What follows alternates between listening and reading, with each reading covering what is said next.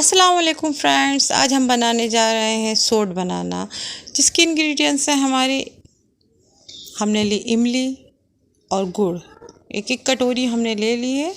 और हम इसके साथ लेंगे लाल मिर्च, सादा नमक, काला नमक और मिर्च। सोट हम लेंगे, सोट पीस के रख लेंगे। और हमने ये सोट पीस के रख लिया। अब हमने ली इमली, उसमें हम पानी डिप करके बॉईल करेंगे।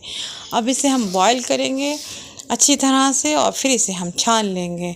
ये हमारी बॉईल होने जा रही है और हम इसमें बॉईल हमारे होने के तैयार हो गई है, खूब गल चुकी है, देखिए बिल्कुल जूस की तरह। और हमने इसे छान के रख लेंगे, इसे जूस सारा इसका जूस छान लेंगे।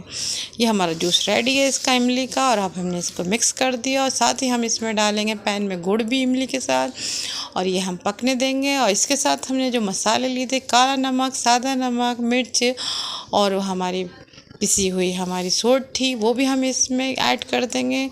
अब हमारे ये पकने जा रही है। हमने मिर्च के दाने भी इसमें ऐड कर दिए हैं।